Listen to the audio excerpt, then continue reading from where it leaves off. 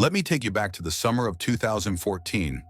A young man named Lars Mittank, 28 years old, living a regular life in Germany. He worked at a power plant, had a girlfriend, no history of mental illness, no criminal record. Just another ordinary young adult trying to enjoy life. And like many young Europeans, he decided to take a trip with friends to Golden Sands, a sunny resort town on the coast of Bulgaria. A popular, affordable destination for people in their 20s. Cheap drinks, beaches, clubs. It was a holiday that should have been forgettable in the best possible way. But instead it became unforgettable for a much darker reason. Lars and his friends arrived in late June. They partied, relaxed, had fun. But just a few days into the trip, something happened that would change everything. One night, Lars got into an argument with a group of men. Some say it was over football, others say it was just a drunken altercation. But what we do know is that he ended up with a ruptured eardrum, possibly from a punch to the head. He visited a local doctor who prescribed an antibiotic, cefuroxime, and told him not to fly for medical reasons. So when the vacation ended, Lars made a fateful decision. He told his friends to go on ahead, that he'd stay behind alone until he could catch a later flight home. They trusted him. Why wouldn't they? And this is where the story starts to fracture. With his friends gone, Lars booked a room at Hotel Color, a cheap place located far from the resort zone, in a less desirable part of Varna. Within hours of checking in, his behavior changed drastically. He called his mother Sandra, whispering into the phone. He told her he didn't feel safe, that he was being followed, that people were trying to drug him or kill him. He urged her, begged her, to cancel his credit card. She could hear fear in his voice but didn't know how to help. He didn't call the police. He didn't go back to the hospital. He just waited. That night, Lars reportedly left the hotel around midnight and didn't return until dawn. No one knows where he went. The hotel's security cameras showed nothing unusual, but in the morning he checked out and took a taxi straight to Varna Airport, ready to finally return home. He sent his mother a text. "I'm at the airport." That was at 6 a.m. on July 8, 2014. For a moment, things seemed normal, or as normal as they could be.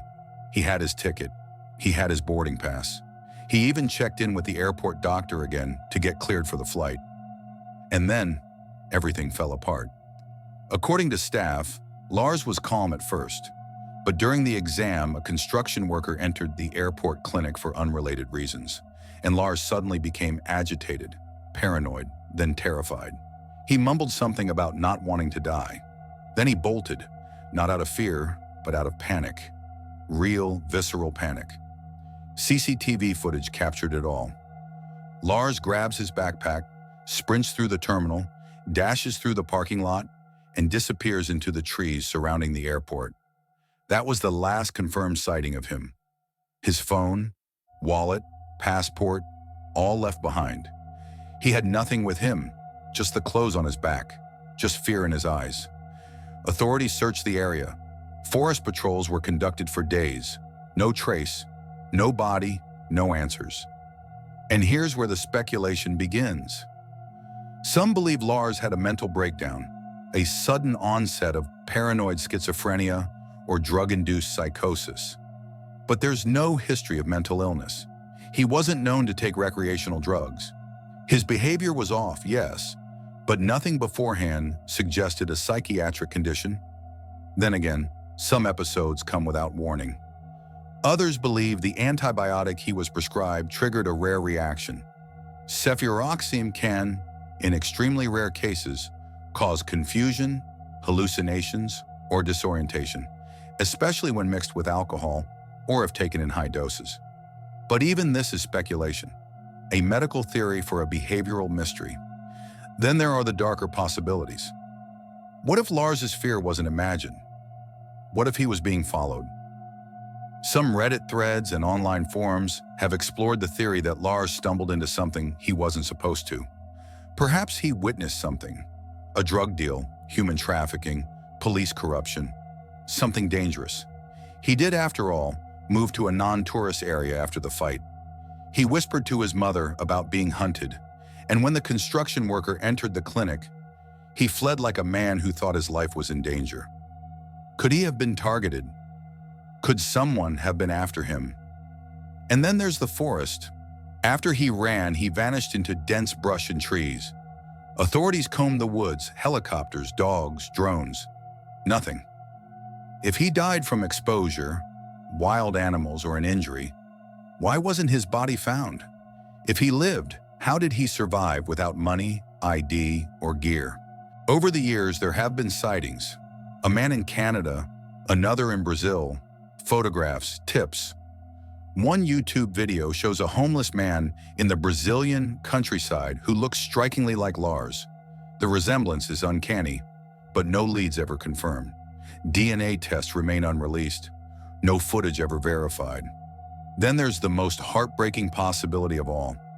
He's still alive, somewhere, but with no memory of who he is. It's happened before. People struck by trauma or psychosis sometimes experience dissociative fugue, an amnesia-like state where they adopt a new identity, unaware of their past. Could Lars be out there, living a different life, completely detached from the name Lars Mittank?